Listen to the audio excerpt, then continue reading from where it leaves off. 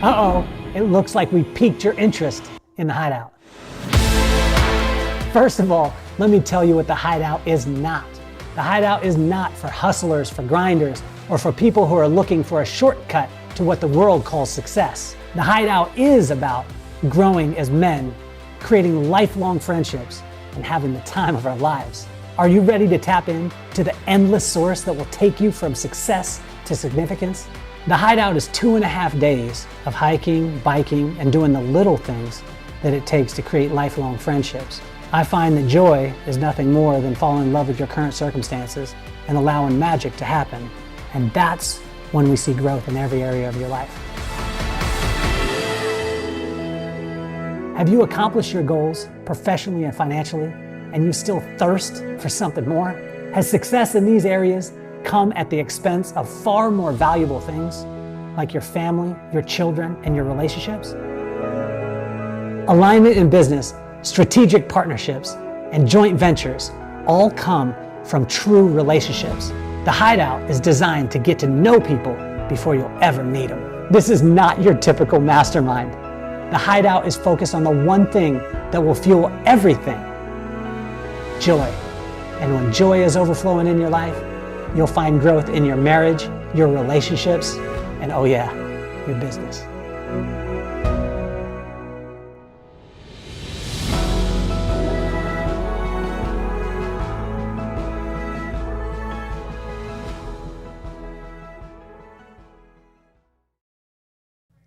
Welcome to the Kelly Cardenas podcast, where attitude is everything.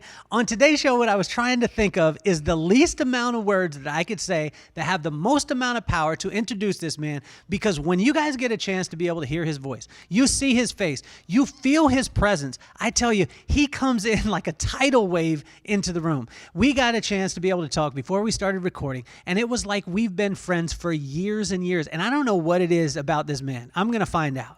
But there is a way that he makes you feel like you are the greatest person in the world. Like, I hopped on and there was no start. There was no like little sputter, first gear, second gear. It was seventh gear, me feeling like the greatest human of all time. And it wasn't anything that he said. It was the way that he looked at me, the way that he was present, and the way that he connects with people. So there's no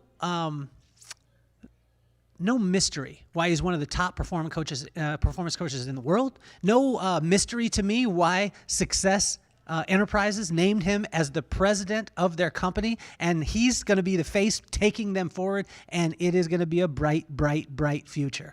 Those are just a couple of things on top of being one of the top speakers in the world and being a best-selling author and everything else that I could list for the next half an hour. But I just want to introduce you to probably one of the most impactful people that I've met in 3 minutes, Mr. Jairek Robbins. Thank you so much for being on the show, and welcome, welcome, welcome. Well, thank you for having me. It's good to be here. I'm going to keep that intro. I like that one. I'm going to play it before I speak in other places now. So, Jairek, help me with this, man. You made me feel like, and I didn't even say this to you, but before we started recording, you made me feel like I was so important. Is this intentional? Is this something that you learned? Is this something that you crafted? Or am I just that special? You are that special. Let's start there. There's a few things. I remember something stood out. I was reading a book, and the book is called Finding Your Second Mountain. And it describes that oftentimes our first mountain in life is focused on what we can get from life. And so we hike and hike and hike and hike and consume. And at some point, either we get to the peak of the mountain and we realize all it is a thin air and a nice view. And it's nice, but it's not going to keep us happy and satisfied and fulfilled and joyful for the rest of our lives. It's nice for the moment, but we know it's not going to last. Or on the hike up the mountain, something happens that knocks us off the first mountain. A family member dies, a health issue. I remember I had malaria and was told I had 6 days left to live at one point when I was 20, volunteering in Africa. Like, something happens that just swipes you off that first mountain, and you fall into what he called the valley of despair, which made me laugh. I was like, dum, dum, dum, the sound that needs to go with that title. But it's a time in life where you start to question, who am I? Why am I really here? What's the purpose of life? If I only had 6 days left to live, which is what the doctor told me, how would I want to live? How would each day of my life be? Who would I want to share with? Who would I want to support? Who I want to love on? How would I want to feel? Like you start to describe that. And then what ends up happening is at some point you're able to answer yes to the following three questions. Am I enough? Am I loved enough? And do I have enough? Am I enough? Am I loved enough? And do I have enough? And when you can say yes to those three things, you start to discover what the author termed your second mountain. And your second mountain becomes about your journey to what you can give back to life. And so, what I've learned is I've had lots of stuff that landed on my first mountain that was super exciting. Got a gold medal from the United States Congress when I was young, went and traveled the world on a cruise ship, went all the way around the globe, stopped in 10 different countries, went and lived in a village in Africa, volunteered. I worked hard, graduated from school. I was one of the first people in my direct family to graduate from college. And those things were all like check, check, check.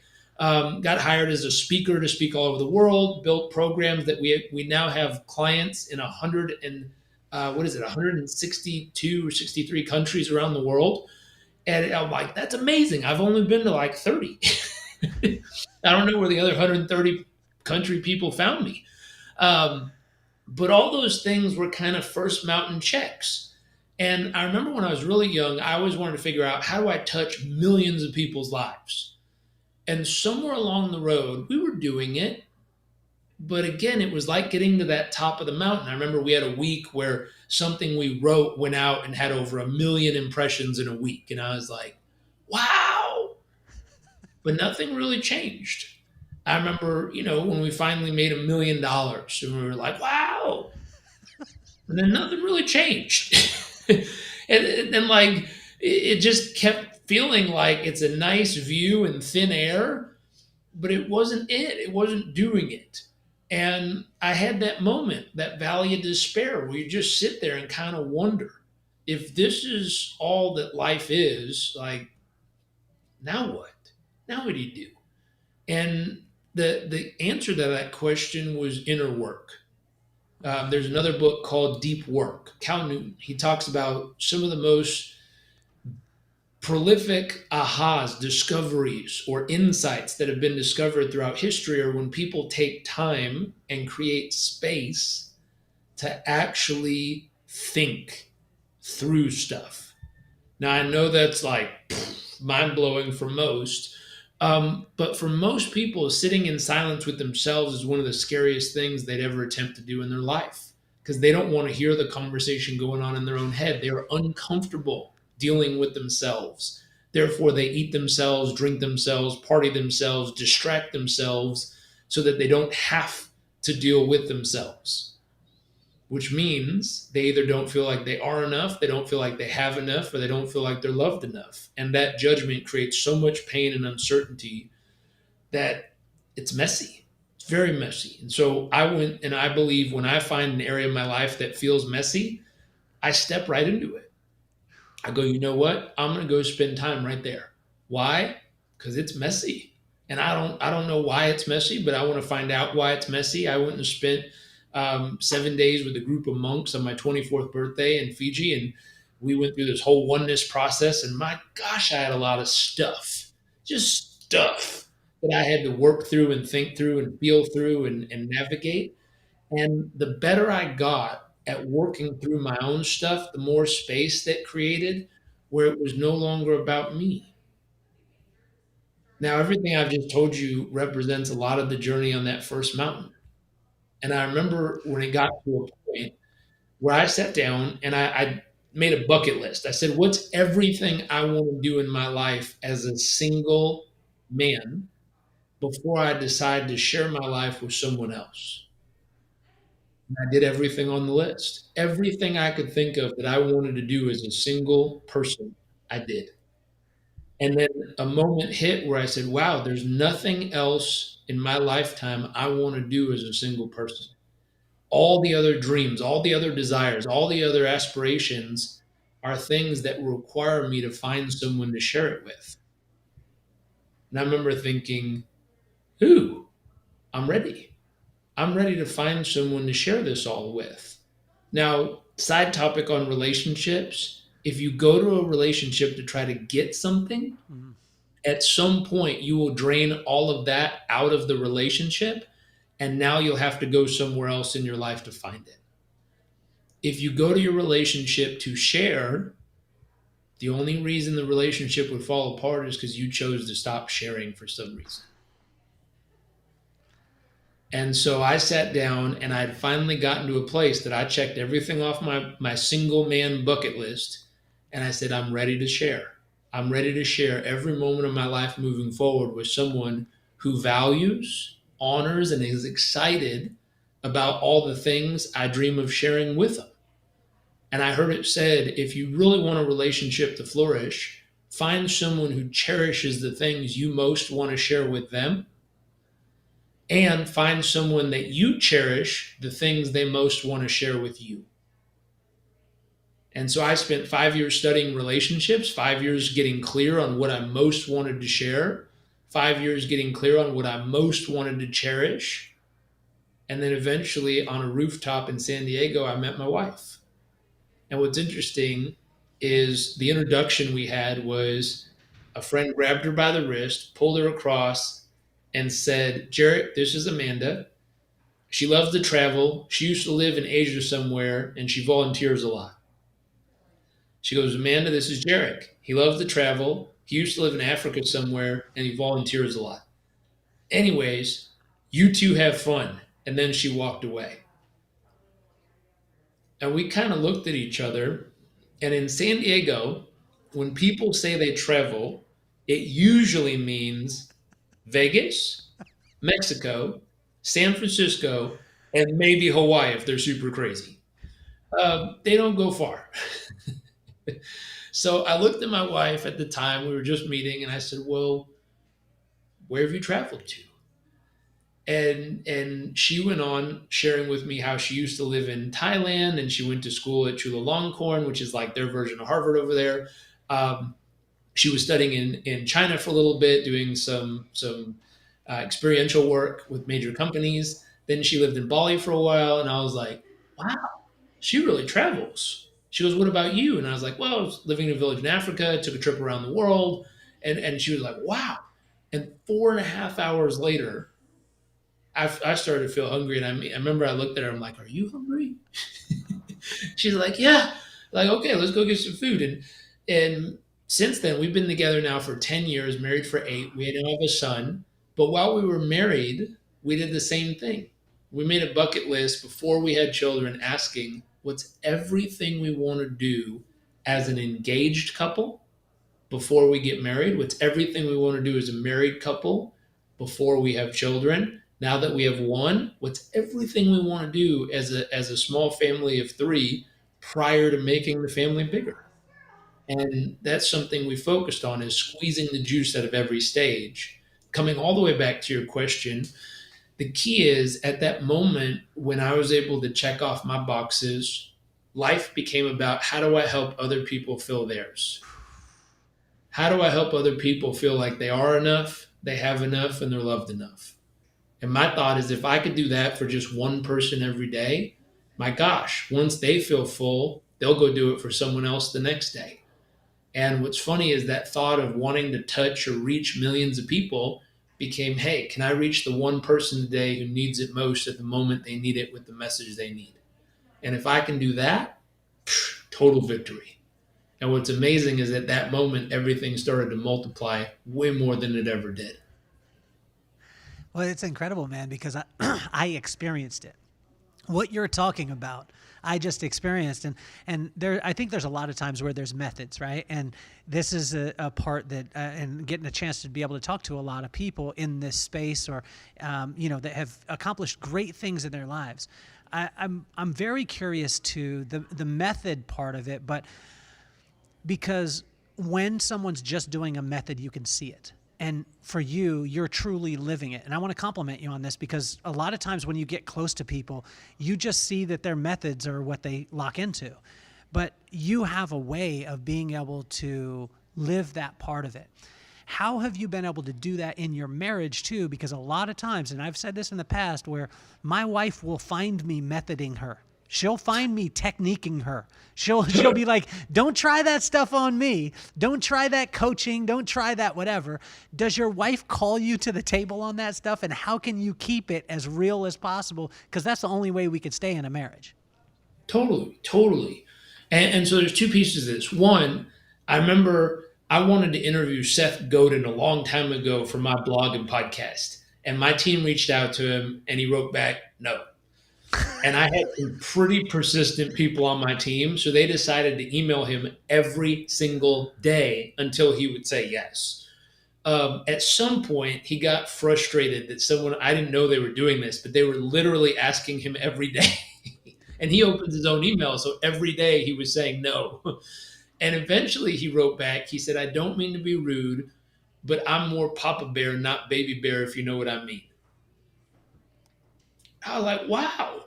Oof. And I said, I totally get that. I get that. He's a big deal. My dad's a big deal. Like, I get it. I'm not going to be frustrated about that. I agree. He's a big deal. Seth is. And long story short, fast forward. I was speaking at a conference in Toronto. I arrived, my friend's conference. She was like, ooh, you got to meet Seth. He's here. I was like, I'm willing to, but I don't know if he'll be excited to see me, considering how my team treated him.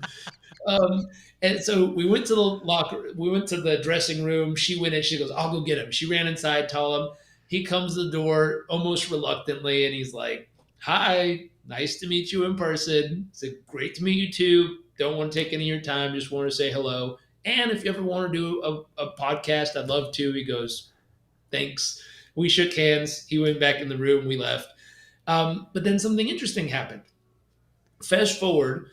I listened to it. I went and sat in the audience. I listened to his speech. It was wonderful. My favorite phrase is people like us do things like this. The contrasting identity statement in marketing, meaning how do you make sure that the identity of your customers connects with what it is you're wanting them to do? And I was like, oh, so powerful.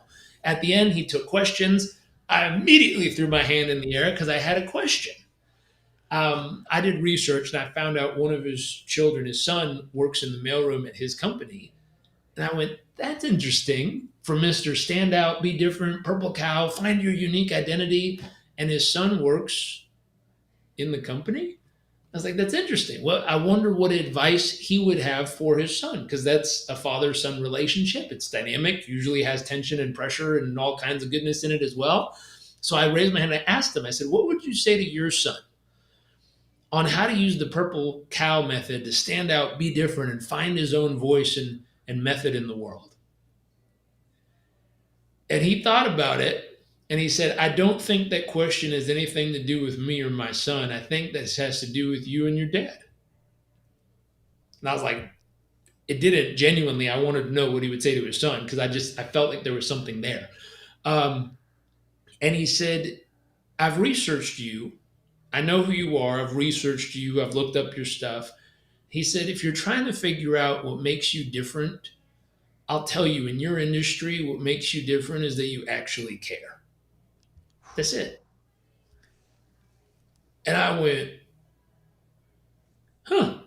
he nailed it. I also went home that night and went, how in the hell do I make that a slogan on a website? I like it. I just don't know how to say it. Like, if I went to a website and it said, what makes me different is I care, I'd be like, bullshit. That's the fakest thing I've ever seen. If someone has to say it, I don't believe it. I was like, man, that was the most helpful, unhelpful marketing advice from Seth I've ever received. And what you said, though, is the alignment piece. I genuinely do care. I like humans for some reason. I think they're fascinating. I went to school for psychology. I like studying humans. I like watching them and understanding why they choose what they choose to do and how to help them be better and more, live a more fulfilled life and abundant life. And so I'm genuinely curious and interested in all humans. I believe that we can learn from everyone around us. Everyone. The homeless guy that used to sleep outside of my house in San Diego, his name was Mike. He was a construction worker up in Oregon. He lost his job, moved down to San Diego, broke up with his girlfriend, landed up living with a group of guys. The guys were in the drugs and bad shit. He decided it was safer and more intelligent and less risky to live under a cardboard box in Mission Beach than it was to stay at the house with guys who were getting into trouble. Him and I used to have lunch once a week. And my thought is, I can learn from this guy. I can either learn from him insights and things that he mastered on what to do in life, and I can pick up lessons on things of what not to do in life. And I used to have this kind of harsh judgmental belief, which is everyone is either a warning or an example. And it was really judgmental. And eventually, when I met enough people and asked enough questions, I realized everyone is a warning and an example. If you hang out with any human being long enough, you will realize somewhere in their life, they are a huge warning of what not to do. And if you hang out with them long enough, you'll realize somewhere in their life, they're a beautiful example of what to do. Where did you learn to ask such great questions? Because this was a thing that, and for those of you listening too, here's the backstory with Jairek. My friend Tristan told me you need to meet Jairek. I said, cool, I'd like to meet Jairek. He hit us on a text. Jairek responded immediately. And then we went off of the group text and you went directly to me. I said, Jairek, it's great to meet you. Congratulations on all the things that you're doing. I would love to have you on the podcast. It wasn't 5 minutes that it took for you to respond and be like, I would love to. And then after an I love to, this is the progress of life, guys. I want you to realize. After you said, I would love to, you actually did it. And here's one of the top performance coaches in the world, one of the best speakers in the world, best-selling author, and the president of Success Enterprises. And I reach out, and you respond immediately. So I just want to help with the backstory part of it. But where did you learn that questions were going to be so important? Because I think that a lot of times when you get around people, they don't realize that the power is in the question, not in the answer. Totally. And Jairek, I found this. I asked a couple of questions in a couple of groups that I had, and it was amazing because I asked, what questions do you have, or how can you help? And people responded with like almost beating their chest, their slogan of their company, all this stuff. And I was like, no, what do you need? How can you ask? But no one would, because I think a lot of times we don't have the permission. Who gave you permission to ask these amazing questions? So I'll tie this back into, does my wife call me out trying to use tools? I remember, so her and I studied relationships. Well, I studied relationships for 5 years before I met her. Okay. And I have this crazy concept called getting a personal PhD. Okay. Which means if you wanted to get a PhD in a subject, you generally spend 4 years in undergraduate, 2 to 3 years as your master's, and then another few years for your PhD, which is total 10 to 12 years of deeply focused and studying that topic. And so I do the same thing. I wanted to figure out why my relationships were never lasting more than 3 months. And so for 5 years, I studied as if I was going to school for a degree in relationships. I studied relationships, courses, books, programs, mentors, teachers, coaches. Like, I immersed myself in the concept of wanting to master this topic. After 5 years of studying it, I met my wife, and I was prepared to share with her, not get from her, to support her, to care for her, to be present, like all these things I learned. And there were tools, there were skill sets that had been learned and practiced. I remember since then, so for the last 10 years, together, we have passionately studied, learned, and practiced all these tools and all the new stuff we could learn. What's interesting, I'll give you a specific example where we learned something called imago therapy. And there's a way that you express yourself, and then there's a way that you receive it, like pitching and catching. If we were flying a plane as pilots, there's a way that I pass the control to you so that you know you're flying the plane. It's you're in control, you say, I'm in control, and then I say, you're in control, I take my hands off, you put your hands on, you are now flying the plane, I will not touch the steering devices. And so in a relationship, there's ways to communicate that are scientifically proven to make it effective. Give an example. There's a group we studied with for years. I'm level 1 certified, working on my level 2. It's Gottman.com, Gottman University. John and Julie Gottman studied relationships for over 35 or 40 years now. They studied 3,000 couples, race, religion, background, pairing type, age, gender, all that stuff. 3,000 couples, and they found there's 7 things that when they did consistently, the relationship worked. And if they violated any of the 7 things, it fell apart. And I went, we have to master those 7 things. Like, that's a tool, that's a skill. One of the things in their communication of working through conflict, they call it a soft startup. And a soft startup has 3 parts. I feel, and the specific emotion, when, and the specific trigger, and what I need is, and the specific way that it could be healed or remedied. I remember my wife and I were having a conflict, which happens, part of life. And I remember I stopped and I went, wait, let's use our tools. I feel, and I said the emotion, when, and I gave the exact piece. And I said, what I really need is this. And she goes, I can't do that. You sound like a robot. Like, you literally sound like a robot. She's like, I just can't. Like, just talk to me. Why are I know it works. I know it's scientifically proven over 35 years and 3,000 couples. This is exactly what actually works and make a relationship healthy and last. But I just can't do the robot stuff. And I looked at her and I said, the only reason it sounds like a robot is because I suck at it. Because I haven't done it enough that is part of my DNA. And I said, if you allow me to, I'll make you this promise. I will suck at this so horrible as long as it takes until I master it so I can be there for you when you need me. Man, hold on. We need to stop recording because men out there, don't let your wife listen to Jairek, because your wives are going to see what's possible in a man, and then we're going to be held to that standard. Jairek, I'm joking with you. I mean, Jairek, it's mind blowing. I mean, what you just said. If every man would say that to their wife, then divorces wouldn't be present in America. Yeah. You know what I'm saying? Like what helped you to learn that? Because while you were talking about it, it made me think of Taekwondo, and this is the reason why. When I was a kid, I took Taekwondo, and they would show you the 27 movements, the block and but that never happened. That never worked in a street fight. In a street fight, if you went out there trying to do some Taekwondo, you would get whooped. You would get whooped. Yeah. But you took the techniques and you said, I want to own them. Like, where'd you get that desire? Like, how does a person tap into that part? Because it's not the methods. The methods are out there. You read the books, you do. But I mean, this is like that, Jairek, that's the magic. You know what I'm saying? Like, how can we tap into that magic? The magic is staying committed to success. And what that really means is I'm willing to be horrible at something long enough until I figure out how to practice it enough until I'm great at it. And that's a commitment to success. I am committed to being successful, period.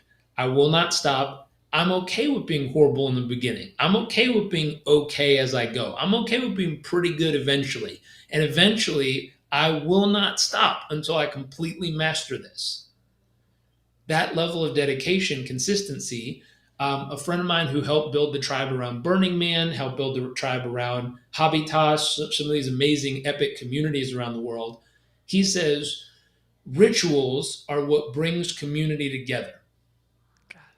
And with the right rituals, it gives someone the ability to count on specific things happening in specific places at specific times that locks a place in their brain, in their emotions, in their body that says, I can count on that happening. Whether I go or not doesn't matter. I can count on it. I have faith, I believe, I have certainty that will happen. And so I look at that and I always ask people, what are the rituals you need so that your community can count on you? Because if you're a business owner and your community can't count on you, why are they going to do business with you?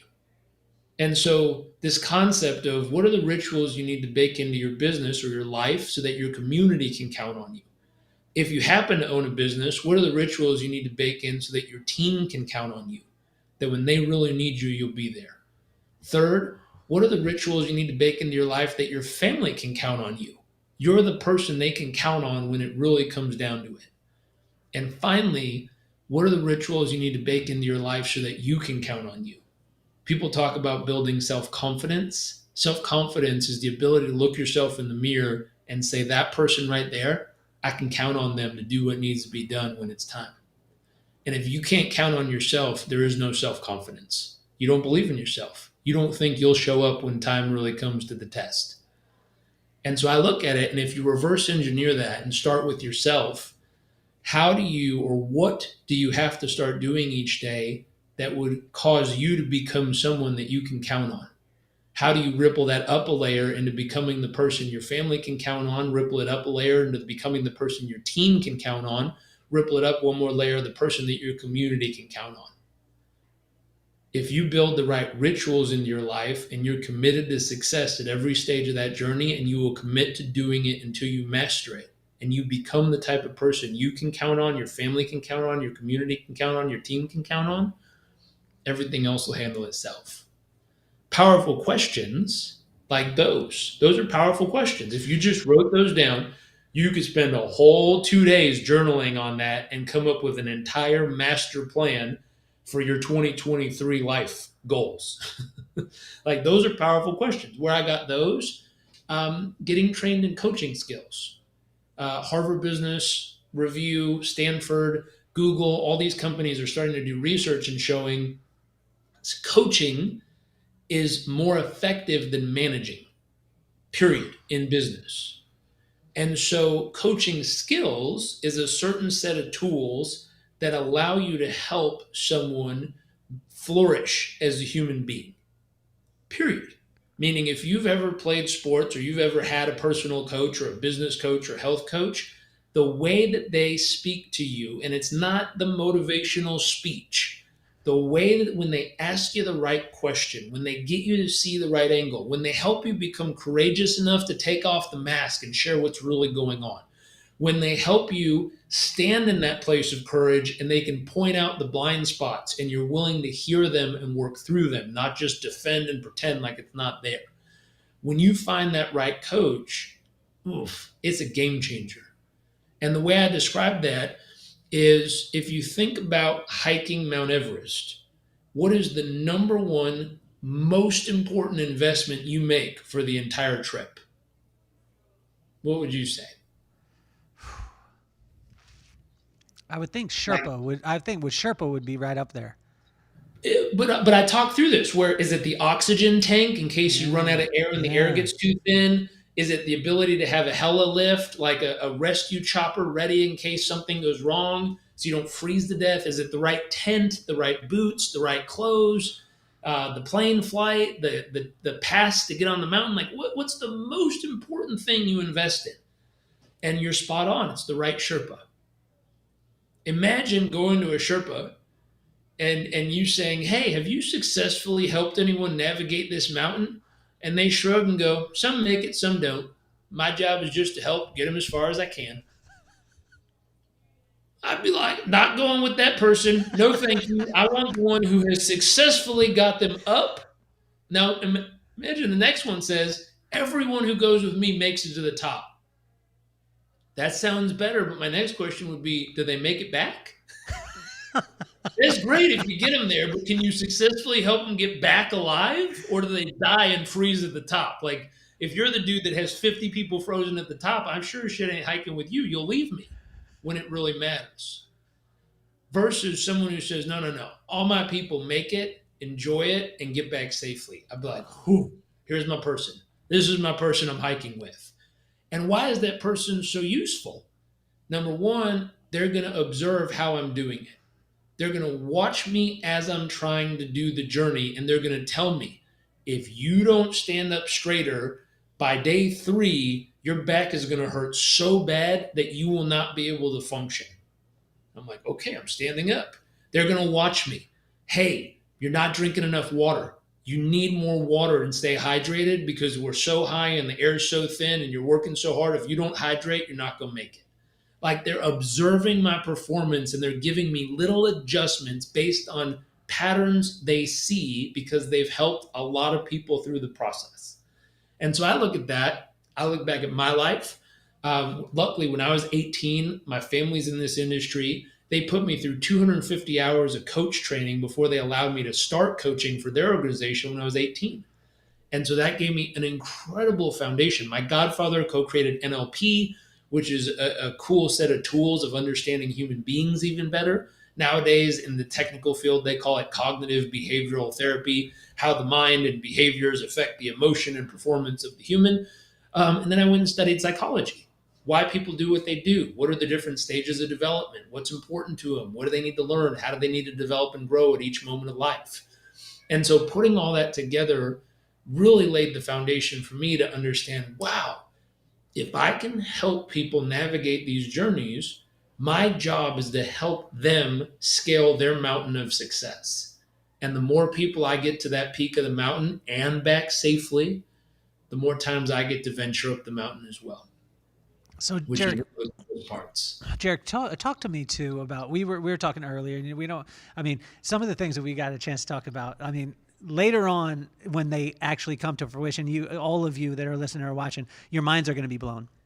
We're not going to talk about the specifics of it, but I want a 30,000 foot view of this where you talked about a concept of if you truly wanted for people to experience something, you needed to help them to be successful enough to be able to fund the experience. And this was a concept. It blew my mind because most of the time in marketing, a person's like, I got the widget. Let's call it the widget. I got the widget.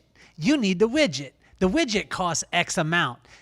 Don't matter where you get it. Don't matter if you rob your mama for it. You need to buy my widget because then I can live the life that I want. But you said, I've got this widget.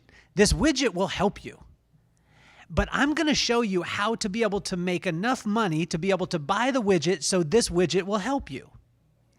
Can you help? Because this is, again, a mind-blowing kind of concept. Why is that so important to you? Totally. I grew up in sales. My grandma taught me how to sell when I was 5 or 6 years old. She had me in a suit.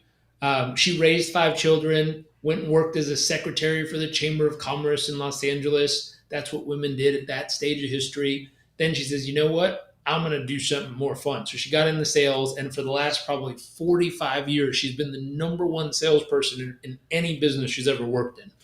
And I tease people. She's 83 this year. And as of last year, she used to cold call 3 days a week. And so I teach people, I said, if you're not cold calling at least 3 days a week, my grandma is royally kicking your ass.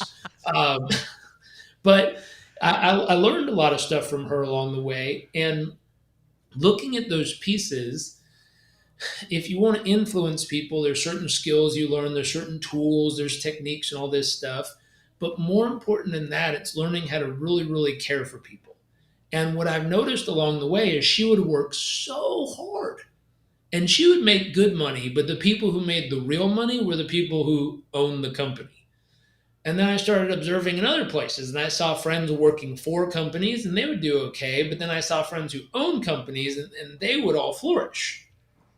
And I went, the paradigm of business has been, if you own a business, the whole job, employee, self-employed, owner, investor. Like that was the paradigm so many people used. And I looked at that and I said, why is this system not set up so that someone can flourish in all 4 of the boxes? Why is the system only set up so that people can flourish in 2 of the boxes? That doesn't make any sense. And I said, could we rebuild a system that someone could flourish in all 4 of the boxes? How could we? And it's the right, like you said, the right question. How could we build a system that people can flourish in all 4 of the boxes? It's a paradigm shift. I mean, Netflix figured out a paradigm shift from DVDs to streaming. Everyone thought it was crazy until now everyone thinks it's the new norm. I said the same thing. Could we shift a paradigm that everyone who participates is able to benefit in the process of building it? And the hashtag became, we all rise together. Can we create an environment? Can we create a community that everyone gets healthier mentally, emotionally, physically, spiritually. Everyone gets healthier being involved in their own way. Everyone has more fulfilling relationships. We all do the work. We all hold each other accountable. We all nudge each other forward so that all of us have better relationships in the process. Could we do it so that anyone who participates in building the business, and it's not a multi-level, like just anyone who participates can earn significant amounts of income in the process of participating and helping build the community, helping build the business itself? And then can we set up the right advisors? Can we set up the right opportunities so that as people are building and growing, money, that then we can produce wealth, which is investing it and protecting it so that it works for us and continues to earn long-term substantial wealth. And I said, if we can figure that out, I feel like we're cracking into something that hasn't really been done yet. And not only hasn't been done, but people have tried, it just hasn't worked yet. And I said, what if we can crack the code though? And so I started using the hashtag and researching the hashtag We All Rise Together. And I started saying, how can we create things that allow people who participate in the process of being part of the community? So committed to saying, I am healthy. I'm doing the work. And I let me grab my journal. I wrote it down. I'll read you some of the kind of tenets of the community because I think these are important. If someone were to join the community, they're saying, hey, I am striving to be my best self, happy, healthy, strong, and fulfilled as a person. I'm striving for those things.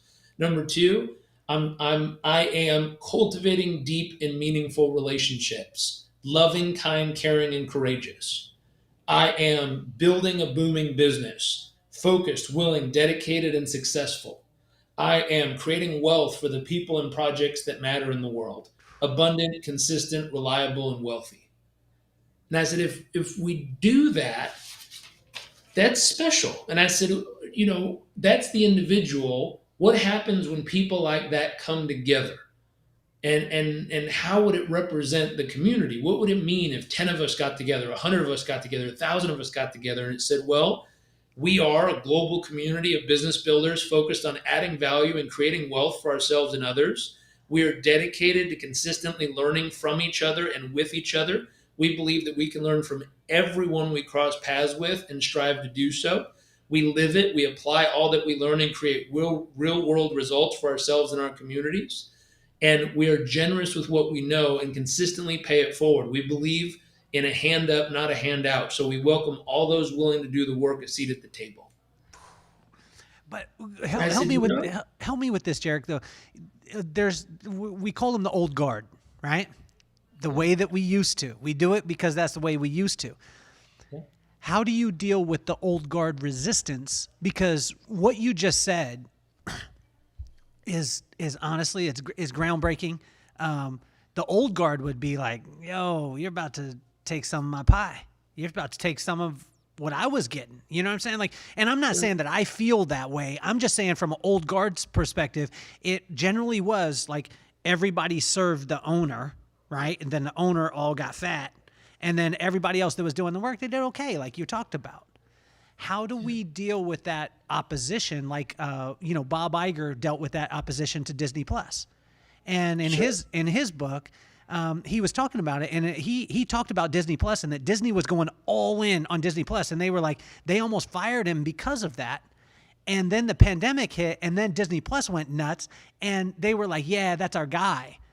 I mean, so how do you deal with that early on? Because we know that once that happens, I mean, obviously, if you don't think that Jairek's your guy, you need to change your mind because Jairek, you're our guy. Yeah. The neat part is some of this has already been proven. So Success was purchased by EXPI, and Glenn, who's the founder of EXP Realty and EXPI, him and I worked together on models, and some of these epiphanies came through him and I's discussions. Where, this guy built a business that did $185 billion in realty sales last year, $4 billion in revenue as a company. They have 86,000 agents, and they're growing like a rocket ship, meaning tons of people are joining every single day from around the world. And I sat with him, and he helped me see different business models. When I first joined, I was setting up a department for them, And I put together an old business model, the old guard, what I know to be true, what I know that works. And it was built on, hey, this is a thick, highly profitable business model. And we loved it. We're like, great, we're about to be rich. We'll make a bunch of money off of this. And he came in and he said, how much could we give away and still be intelligent and make profit? I was like, why would we give it away? And so I'm not saying this was my genius. I'm saying spending a year with a guy who built a company that did $185 billion dollars, and his focus is how much can we give to all the people who help us build? And I went, you know what? That's where I started. I started in the nonprofit world. I started in the how do I help people world. And I went, wait a minute. This was the first time that I saw both of the circles starting to overlap. Now, my friend Adam Braun taught me this. He started Pencils of Promise. He worked for Bain and Company. He was a consultant. Then eventually, with 25 bucks, he started Pencils of Promise, which is now built over 600 schools all around the world and educates thousands of children every month in all these different places. And he said there's two parts to make something really work. Number one is the brain of Wall Street, super smart, tactical, strategy driven. How do you optimize your profitability? And then number two is the heart of a nonprofit. How do you invest in people and projects that really matter in the world and make the world a better place and fill the needs that are there? And then he said, if you take the two circles and you overlap them, where both overlap in the middle, he drew a line and said, this is called a for-purpose enterprise. It's a company that makes an insane amount of profit and then reinvests in the people and projects that matter to make a purposeful difference in the world. So I looked at that, and then I looked at what Glenn said, and I went, wait a minute. We can make the money, and then we can throw it to wherever we believe matters.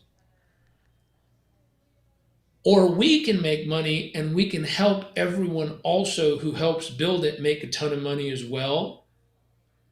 And they can invest into the things that really matter, the people and projects that matter to them in the world. We can choose ours, they can choose theirs, and then we can all choose to rise together. And it clicked. And I went, there it is. There it is. And I said, because in the nonprofit world, the biggest frustration was we had to walk around with our hand out all the time asking people for donations. What I loved, what Adam shared with me, he's like, stop begging. Build a business, optimize it, create your own wealth that reinvests so you can give it away as much and as often as you want without ever having to think about it. And you built an engine that will forever fund the projects you're doing. I'll give you an example. My dad committed to delivering a billion meals through Feed America over the last 10 years. He's already donated, I think, 980 million meals over the last 9 years. He's ahead of schedule. But something clicked in his head where he's like, it's great that I did it over, a billion meals over 10 years. How could I do 100 million meals every single year for infinity, like every year, forever? How can I set something up that would feed 100 million people every single year forever? And he looked at the number and he went, shoot, that's even bigger than my bank account. So he was doing a speech in Abu Dhabi. He met with one of the royal family members there. And he said, would you partner with me on this? And they did. And they made a partnership where they're going to put enough money in the right place where it will forever provide 100 million meals a year moving forward. I was like, damn, I like that. They built an engine that'll produce the necessary resources to fund the people and projects they believe in and support the ones who need it throughout forever. And I went, same piece. For-purpose enterprise. Can we build wealth? Can we help everyone participating to build wealth? And can all of us start to invest in the people and projects that matter in the world? And I said, if we get this right, we now have a movement, not just a company. Jairek, you've tapped into something today, and you hadn't said it, but so many people talk about mindset, right? And I think of mindset as methods, right? But most don't come with the heart set, because the skill set will come from your mindset. But most people don't realize that your mindset doesn't really gain the magic until the heart set is there, right? Yep. So how can a person, Like, how can a person out there that's listening, and if you know, if you weren't taking notes, go back and listen to this and take notes. Because one of the main things that I've heard from you is that when you wanted to go towards something, you gave yourself the permission to try, permission to suck, and you gave yourself the permission to have enough time in that thing that you didn't think that it was going to be overnight, that you studied it.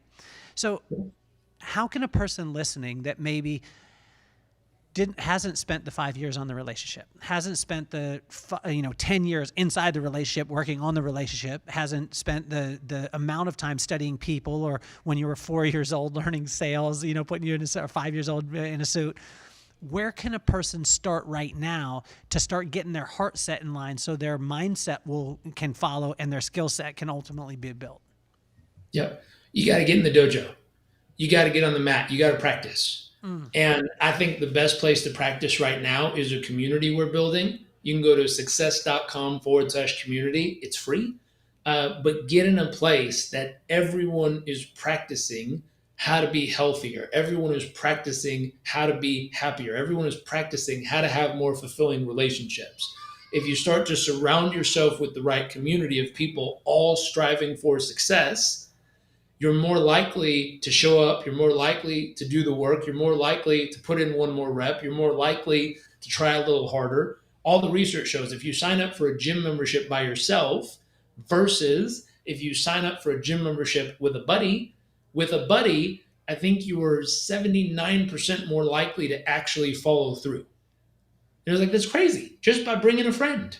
And so that's the piece is I say, one, come to the community. But if you come to the community alone, there's a chance you're going to fall out because you don't immediately find the pod, you don't feel connected, you don't know anybody.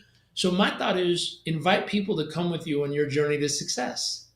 Find your 4 or 5 friends who want to be healthier, who want to be happier, who want to be more fulfilled, who want to build wealth, who want to have a great relationship, who want to do all the big things in life. Invite them with you on your journey to success. And all of a sudden, your odds of success go up because you're surrounding yourself with other people who are all committed to success. And what we're trying to do is set up a system that when you invite your friends to join you, you actually be compensated for doing so if they end up buying anything in the community. And so the community itself is free. There's other options if they want to deepen their learning. We're going to have courses on relationships, on wealth building, on business building, on your health, on your mindset, all these things. We're building a library. We're calling it a marketplace. You can dive in and learn whatever you want. There's always free versions you can use to get the momentum building. Once you have enough momentum, you can invest at whatever level you want and keep going. But every time you invite someone to come with you on your journey to success, we're going to make sure you're compensated for it. Jairek, how is it with with your wife? I want to go back to that. I want to ask you too, is what was your wife's response when you guys got into the argument? I call them a fast, loud discussion in my home. We're not arguing. We're talking fast and loud. Of course, we're discussing. We're communicating at a high level is what it is. When you said that to her and you said, the reason why I suck is because I just started at it and I'm going to stay committed. What was her immediate response? Was it like, oh, wow, I'm just in good hands and we can move out of this argument? Or did she say what was the response? No, she just gave me a hug. She gave me a hug. Those words were nothing more than me reaffirming, I'm committed to you. I'm not going anywhere, and I'm going to keep trying until I figure it out. That's what those words meant. And that's what she wanted to know. Hey, we don't align on this. We don't agree right now. We're going to need to do a little bit of repairing in our relationship over this. But are you committed? Are you still here? Are you going to choose to run and hide? Are you going to try to escape? Or are you going to just block me out and stonewall me? Are you going to do the 4 horsemen that kill relationship? Like, what are you going to do? And I was like, nope, not going anywhere. Right here. I'm committed, dedicated, willing to do what it takes. Let's do this. And I have a rule. If my wife needs me, there's one of those 7 things called turning towards. meaning when your partner makes a bid for your attention. Hey, look at this. Whoa, what's that? Anything, just a little bid. They're like, hey, it's me. That the key is you practice turning towards, which means you stop anything you're doing and you turn towards them and then engage. That's it. Now, that violates every time management book that's ever been written. Put the sign on the door, block it out, power hour, no distractions, all this stuff. And I was like, that will murder a relationship. Murder, it'll kill it. And I have a rule. If my wife came in here and said, hey, I need you, I would stop what I'm doing, regardless of what I'm doing, and I would stop and immediately go to her. Period. She comes first. And she knows that. And what's interesting, the more I show that to her, the less she tests it. The more she champions me to go do what needs to be done. And vice versa. The more she shows that to me, the less I test it in her, and the more I champion her and support her to go get what she needs to be done. It goes both ways. And so it's a process where when you learn the right pieces, or 7 pieces from Gottman, and there's others from other people, when you learn the tools, are you willing to practice the tools enough until you master the tools? Are you committing to success in the process? Are you saying, you know what? I am absolutely committed to being successful at this no matter what. I will not stop until I am successful. Jairek, what do you wish that more people knew about success? I'm not talking about the company, but I'm talking about the word success, because you hit it early on. You said that it's a mountaintop with very thin air. But what do you wish that people would have known? Because in that first mountain that you climb, I mean, I could tell you this: growing up in Lompoc, California, I used to be like, I used to hear people like, money won't make you happy. I was like, I'm going to try.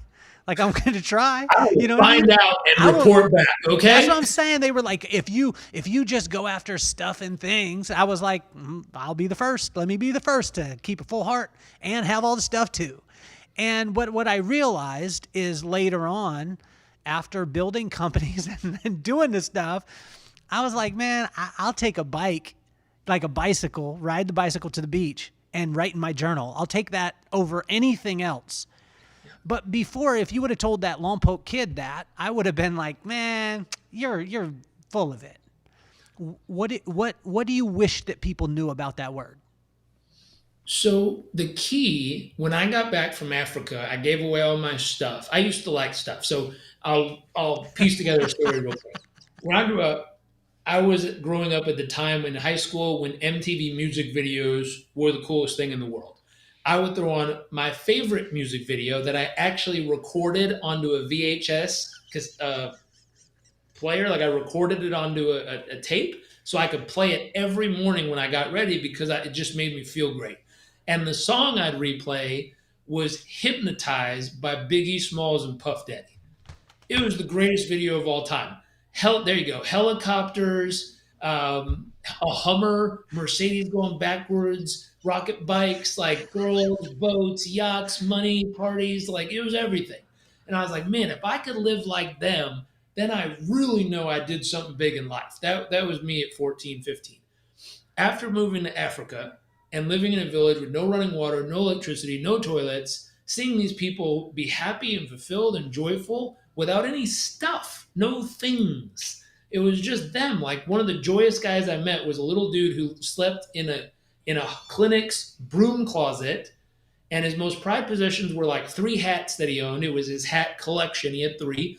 And every morning he'd sweep the leaves. And I remember I went and interviewed him one time, and he told me, I said, why do you do what you do? You seem to be so happy. My friends translated, and he said, the reason I sweep the leaves is because I believe every human being, whether a small baby about to enter this world or a sick or elderly person about to leave this world, I believe they deserve a clear path to do so. I was like, damn, bro. I've met people who have mega fortunes and all this stuff and all these things who hate their life. I've met some that like their life too, but so many of them are struggling with finding this thing called purpose. And then I met this guy who's sweeping leaves in a village in Uganda and lives in a broom closet, who had more purpose than most people I've met in my entire lifetime.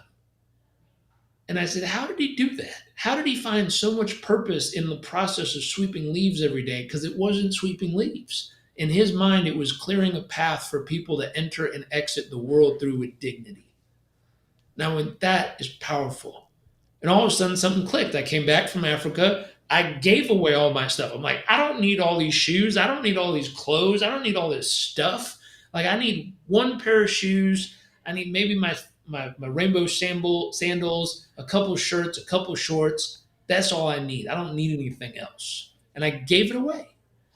And I felt whole. I felt full. I felt alive. Truthfully, when I got back, I thought a toilet you could sit on was the coolest thing in the world. And lights, my mom was worried about me because I spent like an hour in the hallway just turning lights on and off. I'm like, this is incredible. But it was a reconnecting with what was actually most important. I was told I had 6 days left to live. I had malaria when I was there. I refused to take the medicine because I grew up in California and we believe green drink and meditation heals everything. So I refused to take the medication because I was going to meditate myself back to health, which the doctor there told me was the stupidest thing he's ever heard in his entire career. But I vowed that I would survive through meditation and vegetable juice. I did take the medication. It did save my life. That was my stubbornness as a young guy there. But in the process of getting knocked off my first mountain, like some people reach it and then move on, some people are kicked off their first mountain. That was a moment that kind of kicked me off my first mountain. And I came home and I was like, the purpose of living is giving. The purpose of life is helping others. The purpose of life is helping people, especially people who need it most. And I went back to a private university in San Diego that I was going to, where girls are wearing Ugg boots and talking about Starbucks and TV shows. And I just shook my head at people, and I was so judgmental. I was so just frustrated with people wasting so much. I was pissed off at homeless people in the United States. Like, I'd pull up and see someone asking for money and be like, you have it so good here.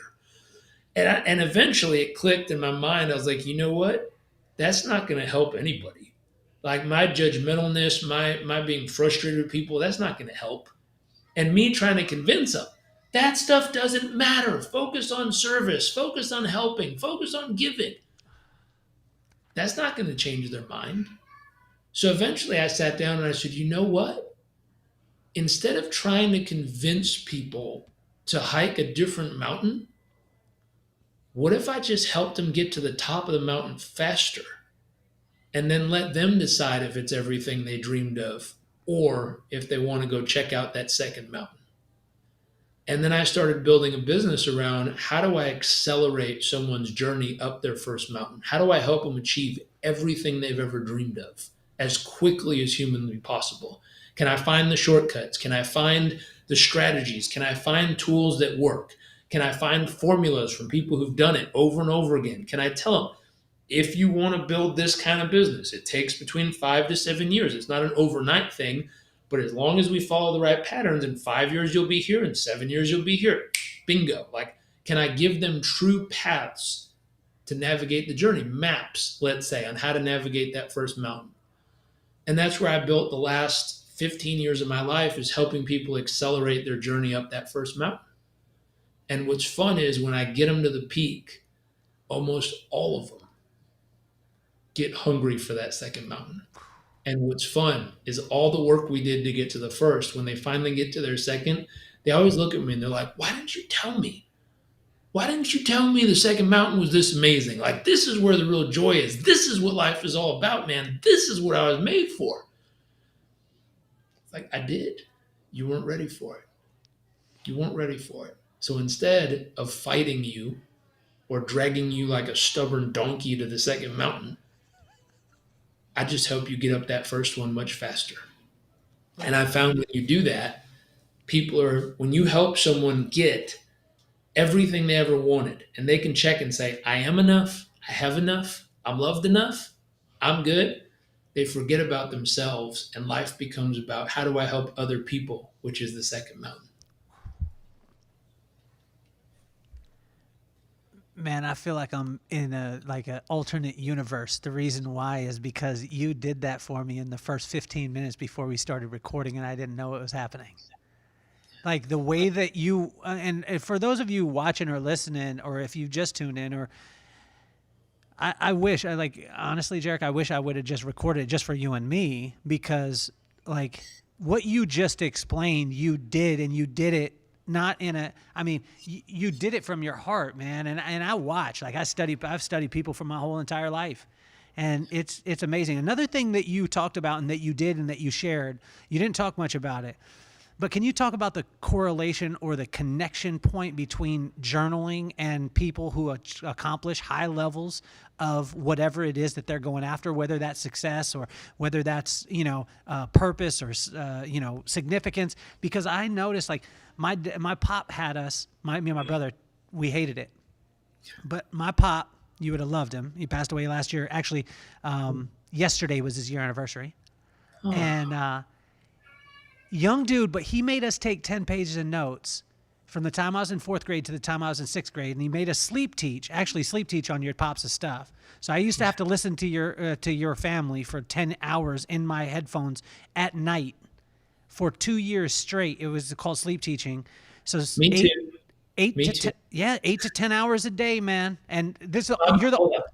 I'm gonna throw this in there. My mom used to let me go to sleep to the subliminal tapes from my dad's set until she said, "Go clean your room." And I turned around at like 4 or 5, 6 years old, and I said, "I'm in charge of my life." And she goes, "That's enough of that shit." She took it away.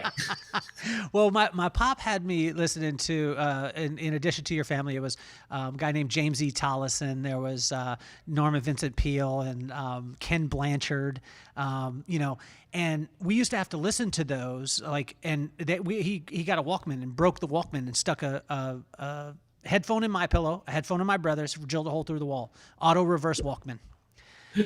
And then every day after school, we used to have to take 10 pages of notes on these millionaire courses before we got to play. Well, I wrote really big, skipped lines, and wrote like 3 sentences on a page. My brother was very good with his penmanship. But the reason why I say it is because I've been a crazy journaler my whole entire life. I noticed you pick one up and you read, and when you read, reading your own writing is sometimes a little weird for us. Right. But when you read it, like, can you talk to the connection point of why in journaling is so important? And, because some people say, I just don't have time for it. Yeah, totally. So I journal every day, and I don't know if you could see it. I was going to ask if you would show. Yeah. So I journal every day. And there's certain key parts of the journal, hence where the little thingy is. Okay. If I flip this back, this is my 10-year vision statement for all the major categories of my life. This one is the 3-year targets of where I'm headed in all the categories. This one that's 3 years. This one is the 1-year targets. And then if you flip to the front, this is what we're focused on this week in all the major categories. And so to me, if you ask my wife for the last 24 years of my life, I've read, written, and embodied the vision of who I am and where I'm going every single day. And so once a week, I will write out the entire plan again. And my wife, when we first got together, she's like, "Why do you write the same thing every week?" And I said, "Because I need to write it, read it, hear it, feel it, see it, be it. Like, it needs to exist in every pathway of my nervous system." And what we've learned is when someone does something for the first time, if you watch their brain waves, there's a huge spike, and it's the first time the spikes keep really high on the brain scan, and then it falls. After someone does something for the fifth, 10th, 12th, 20th time, the brain waves spike, and then their brain waves drop down into a gentle hum on the bottom of the screen until they switch activities, and then there's a spike. And when you watch that really closely, what that represents, Yale University found out 40 to 60% of what we do every day is nothing more than an unconscious habit. It's unconscious, not conscious. We are not aware of what we're doing. We're going on autopilot. And so I look at that process as how I program the autopilot. Because if 40 to 60% of what I'm going to do throughout the day is autopilot, I need to make sure that I program the autopilot to build the life of my dreams, to build the relationship I want, to build the health I am compelled to make happen. Because willpower is not enough. That's been proven over and over and over again. People say grind and focus and hustle. You can do that for so long and then it burns out. And if you get the internal operating system completely locked on and every day you fuel it, my godfather created NLP, which is neuro linguistic programming, how you program yourself for success. My dad used to participate in that until one day, a guy that he used the tools on and programmed came back and said it didn't work. And he goes, "What do you mean it didn't work?" And he goes, "Well, you did therapy on me, this programming stuff, 5 years ago to help me quit smoking. And I didn't touch a cigarette for 5 years. But last week I smoked one. It didn't work." And he goes, "Wait a minute. You met with me for 45 minutes 5 years ago, and you never touched a cigarette for 5 years. Since then, that shit sounds like it worked." And he started laughing. But then my dad had an epiphany. He said, you can't program one time and expect it to last for life. Now, that time it worked really well for 5 years, but it didn't stay for life. And he changed it. He said, what if we called it neuroassociative conditioning, where every day it requires someone to condition it and recondition it so that it stays for life. So I look at that process of hammering into my nervous system. In college, we learned this phrase, neurons that fire together, wire together. Charles Hebb. So basically, every time I read it, I'm creating a psychological groove or a neurological bundle, a bundle of neurons. And for 24 years, every single day, I've reinforced that bundle of neurons. And what's funny, if you go back and you meet the people who I hung out with in junior high and grade school and high school, I wasn't the coolest. I wasn't the smartest. I was not the hardest working. I wasn't the most talented. I wasn't the best looking. Like, I was not clearing it in all the areas. I was doing okay. And after 24 years of reinforcing the neurological bundles, I'm still not the best looking, but a bunch of stuff have worked out really well in life. And when I look backwards on what worked out, it wasn't because I was super talented or gifted. It's not because my dad hooked me up. He said, "I'll help you till you're 18. I will help you get through college," which is a huge advantage. He helped me pay for college and get me set up like that. But at 18, he said, "Buddy, here's the rule. You're on your own. The answer, figure it out." It's the greatest. He said, "It doesn't sound like a gift, but I promise you it will be the best gift I can give you as a father is to let you go figure it out on your own. Hit the brick wall face first and go, shoot, that hurts. But figure out how to get over it, through it, around it. Figure it out. The more you train yourself, have to figure out how to do hard things, the more capable you'll be of taking life on." He said, "My biggest fear is you don't figure it out, you become weak, I die, and you live a miserable life because you can't do anything for yourself." And I went, oof. I feel that a whole lot more now that I'm a father. I'm like, shit, I want my kid to be strong, resilient, mentally capable, emotionally driven, focused. I want him to be capable to live the life he wants to live, whatever that may be. And I realized, that's all my dad wanted it for me. He wanted me to have whatever life it is I dreamed of and to have the skill set, the resiliency, and the tenacity to go make it real. What has your child taught you since they were born? oh, this dude's funny now. He wasn't funny like 6 months ago. He was just him. He was cute, and he was like, "Oh, he's adorable." Now he's funny. Like he does. We put him to bed at night, and he'll immediately go in his room and like pretend like he's asleep, and he's 2.5, and we'll go, "Is Koa sleeping?" And he'll go, "Yeah," and then shuts back back down. So we're like, "You're not asleep. You're awake. I saw you." And he's like, "Nope, sleeping," and then goes back. So he's funny at this stage of life, and I think I worked really hard. My dad was working when I grew up. He was busting his face to build the empire he has nowadays. But he wasn't always there. So I had a story growing up that my dad wasn't there when I grew up physically, like emotionally, spiritually, mentally, of course. He always wanted to be, but physically, he wasn't there. If I wanted to see my dad, I would turn on TV and watch his infomercial when I really missed him. Like that was just my reality. So I made a pact with myself that if I have a child, I am going to absolutely be there. I found a role model. Here's a secret to success: find a role model, find someone who's done it. I found Garth Brooks. I saw Garth Brooks, who was at the peak, the pinnacle of his career, selling out stadiums, hundreds of thousands of people. And his girls were old enough that they needed a full time dad, fully present, being a dad, on dad duty. He shut down the entire tour to go focus on being a great dad. Now, I have people say, oh, it's because he's rich and famous. And I'm like, no. I know people who aren't rich and famous who dedicate themselves to being an amazing father or mother. And it's a choice. So I said, you know what? When I find out my wife's pregnant at some point, I'm going to work hard enough and diligently enough and fast enough so that I have the opportunity to wind down most of the noise in my life and be laser focused on being a great dad and being present.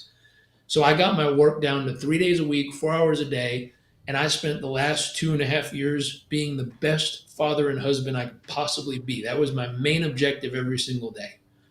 Um, and what he taught me is, just enjoying moments. All the magic is in the moments. It's in the moment when he first pushed his little cart down the street. It's in the moment when he took his first step. It's in the moment when we sat on the beach and my God, he was learning to crawl and he face planted in the sand and had sand in every crevice you could imagine. And we had to somehow get it out of his nose and ears and face. The moments, all those moments are what make being a dad so special. Just being there for those moments. I'm really proud. I never missed a single bath time for the first year and a half of his entire life. I never missed, no matter what. I canceled meetings. I gave up speaking engagements, canceled client calls. I would not miss. And that was me working on my own stuff. That was me saying, hey, I'm going to check boxes that I didn't get that I think I wanted growing up. And who knows? Maybe he'll look back and be like, oh, my dad was always there. It was annoying. I don't know. But that was me working on a little bit more of my own stuff that I had in my nervous system, checking those boxes and going, hey, those are good now. I always hear child 2, you're like, oh, that one will survive. So we'll find out if and when we're blessed to have another. We'll see how that goes. But he's just taught me how much magic is in all the little tiny moments of this 2.5 year journey with him so far, which has been very, very special. Jairek, where do you fail right now in your marriage, in your relationship? Because when a person hears you, right, and if you're not watching this, go to YouTube and watch it, because you have to see Jairek. Like you can see, like Jairek, I've very rarely, and I've got a chance to be able to interview massive amounts of people, and in my career over 30 years, my job essentially was interviewing people for 30 years of my life, every 30 to 45 minutes. I mean, so massive amounts of people, but there's very few people that you really see their heart. Like you see that part of it. And also to be able to hear you. I mean, it's mind blowing, man. I'm going to force you to be my friend for the rest of your life. I'm in. Okay, Jairek, but, and that's amazing. Like I love you, dude. But I'm saying, like, and some people are like, wow, maybe Jairek is doing everything right. But where are you failing right now in your marriage? And I'll give you an example with me is I've been failing in my marriage in scheduling, because there's times where I schedule something and I don't communicate it well to my wife. And when I don't, at first I want to protect myself because she'll be like, yeah, what do you have today? And I'll be like, oh yeah, I got this interview with blah, blah, blah, blah, blah. And I'm so excited. And she's like, I'm going to get my nails done and you got to pick up the kids. And I'm like, but you don't understand. And she's like, did you put it in the calendar? I'm like, I did in my mind. You know what I mean? And she's like, but it would help me if you would do it in. And at first I want to protect myself and say like, it's not that big of a deal. You just need to understand. That's where I'm failing and I need to get better. You know what I mean? So where are you failing right now? Totally. So when I believe in conscious choice, meaning at what point did you choose how you wanted to live your life, what you chose to believe in, what is right or wrong, what is good or bad, what's most important to you. For most of us, I saw a little quote that said, 5 minutes from being born, we're told what tribe we belong to, what religion to believe in, and how our life is going to be. And none of us had a conscious choice. So I always ask people, when did you consciously choose? When did you write down all the options? When did you go study all the options? After studying and researching all the options, when did you make a conscious choice? Here's the health pattern I want to live in my life. Here's the relationships I want to choose to have. Here's who I want to believe in and how I want to go about it. When did you make a conscious choice and not just living by default? And so I believe in choice so much. And one of the kind of failure points was when we had our son. I was totally focused on being a great husband and being a great dad. My wife was focused on being a great mom. We worked hard enough that we had, luckily, enough around us to support us in focusing so hard on that. And it was a goal. We worked very hard and saved our faces off. So we had capital set aside to be able to focus on being great parents and great spouses with each other. It was one of our major goals we worked on in the process over those years. Now, with that, though, my wife said something to me probably 3 weeks ago. She said, I feel like parenting is defaulted onto the mother.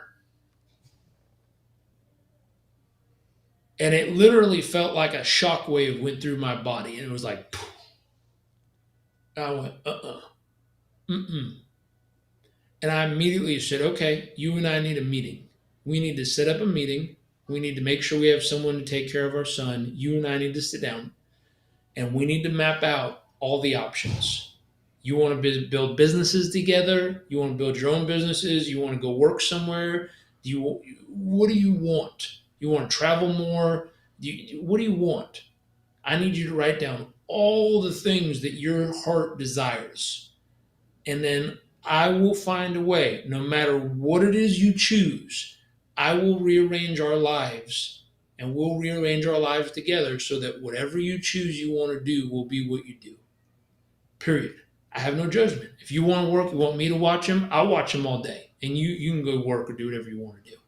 But I want nothing more than all of your dreams to come true right now. And we sat down and we wrote out building businesses, working together, doing other stuff, traveling more. Like we wrote down all the options. And what was amazing is at the end of it, she goes, you know what? As exciting as all of these things are, I don't want someone else raising my son. I feel like that's the most important thing right now. I want to raise him. And I still want windows of time every day that I can do any of these ventures that I choose when I feel like it. And I went, there we go. As long as that's your choice, you can choose whatever you want. I'll rearrange our life to make it happen. She goes, no, I want to be with him for these hours, and I want these hours to then be available for me to do any of these other things that I want. I said, done. And what was amazing is I didn't realize for some period of time I was failing because we never actually sat down and went through that process. She was right. Some of it did default, get handed to her. But as soon as we found out she felt and identified something was defaulted, we immediately made it conscious and we immediately created space to make a decision so that it was by choice of how we would move forward from that point forward. So, Jairek, my question to you is, I mean, all it's going to take, well, if you haven't got a chance to be able to spend time with Jairek or hear him or see him, you probably haven't been on Earth that long. Um, because as one of the top Hey, speakers, my mentor told me, he goes, as great as you think you are and as many people as you help, I'm going to be honest, most people don't know you exist. And I was like, thanks a lot, mentor. but what I'm saying is it's just a matter of time, right? And and when I say it's just a matter of time until like once someone taps you, like for me, I am like, dude, I'm very seldom speechless. Everybody that listens to the podcast, everybody that knows me, very seldom am I speechless. In your presence and speaking with you, it's I mean, it really, I keep saying mind blowing, but it's incredible. And so for me, every person that touches you I believe is going to feel a very similar thing, which is going to cause you to continue to rise and continue to rise. How do you stop yourself from being an idol? Because I watch this stuff happen, right? And a person has, they have the greatest intentions in the entire world. They're going to help people. They're going to do this stuff. And then people start seeing them as an idol. They start to lift them up. And then the person says, it kind of feels kind of good a little bit. And then it feels really good. And then they become this thing that they, maybe didn't want to be. How do you stop that from, like being around you, I don't see that happening to you, but I watch people rise and I watch people ascend, and a very large amount of people you see happen to it. So what things are you putting in place to make sure that you don't become an idol and you continue to just put the focus on the people who are accomplishing it? Yeah. The reason that happens, in my understanding and observation, is most of them are still trying to climb their first mountain in the process of them evolving. And so it's them filling themselves up. It's them filling their own buckets. It's them trying to feel like I am enough, I have enough, I'm loved enough. And somewhere in there, it's usually the bucket with holes in it that they're most hungry to fill because it keeps emptying out no matter how much they put in it. It becomes that hungry ghost syndrome, as they call it. And that's the one that makes them start to get filled up with themselves. And the truth is that behavior is because they constantly feel depleted in that area and they're overcompensating for it in those behaviors. If you meet someone who has those buckets filled, they're kind, they're generous, they're caring, they're abundant, they're loving, they're funny, not always, mostly funny. They're but they're full humans who are overflowing in the others. When you meet someone who isn't full, one of their buckets has a hole in it or needs some work, anything will trigger them. Anything. Them not being in the right angle of the camera, them not being high enough on the shelf in their magazine, them not being, someone didn't say hello in the right tone. Anything will piss these people off and make them feel less than and make them feel like they don't have enough and make them feel like they aren't enough, which gets all this really shitty behavior that makes great reality TV shows, but it's radically unhealthy. Radically unhealthy. And so I look at that and really truly I've worked really, really hard. When I find some part of myself that's messy, I go stand in the mess. I don't avoid it. I don't run from it. I don't dodge it. I don't hide it. I don't put it behind a mask and pretend like it's not there. I see it. I own it. I acknowledge it. I learn how to appreciate it. And then I adjust it. That's it. And if you're willing to do that, if you're willing to see it, some people become blind all of a sudden. You're like, oh, what's that in your life? And they're like, what? I can't see anything. You're like, I can see it, and I'm pretty sure you can see it because I just drew a giant red circle around it. Like it's right there, all signs pointing to it. And someone like, I don't see what you're talking about. Like, okay, are you willing to see it? Are you willing to own it? Are you willing to go, oh shit, yeah, I definitely do that. That's me right there. That's me. Are you willing to acknowledge it? I acknowledge that I am participating in making this happen. People go, no, I didn't do that. It wasn't me. They want to blame it somewhere or something else. And I go, no. We all create our own lives. How did you help manifest or create this? And people come back and they go, are you telling me that I was beaten by someone and I caused that? And I'm like, no, you didn't cause that shit. That'd be a horrible thing to say to somebody. I am saying, though, replaying it in your head 100 times a day, you are causing. You can choose to replay something else. You can choose to focus on something else. You can choose to create a better meaning around it. You can choose to say, hey, that sucks. I went through it. Now, what am I going to do with it? How am I going to use it to help people? There was a girl I met who, her village in Rwanda, every one of her family, friends, and relatives were butchered by machete in front of her. She hid in the tall grass for like 10 days, eating grass to stay alive. She walked like 10 miles to go find a UN camp that saved her life. And I was like, this lady has every right to be pissed off at people and want to wish them harm. And instead, she chose to say, I hope that no human ever has to go through the pain and suffering I went through. I'm going to learn tools and techniques that help myself heal, and then I'm going to go heal other young people that have been through traumatic experiences. And I was like, what a champion in life, man. And so I look at that. She acknowledged it. She learned how to appreciate it. This is the hard part. She said, not where's the good in it, but what can I appreciate about it? I can appreciate it made me stronger. I can appreciate that it opened my heart. I can appreciate that it pushed me to the depths I've never dreamed of feeling, but now I know I'm capable of experiencing it. It pushed me to grow. It helped me to meet all these new tools and discover all these ways I could heal myself and help others. It gave me a story that allows me to connect with people who feel that no one else can understand them. I can appreciate that it prepared me to do the work I need to do. Finally, adjust.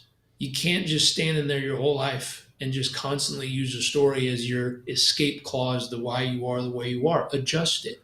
Figure out how to do the work. Suck at it at first. Become pretty good eventually. Eventually be really good at it, and eventually master it on your journey to success, where you do the work to evolve and adjust yourself into the life and person you want to be. That's what I do with it. Jairek, what do you wish people would ask you more?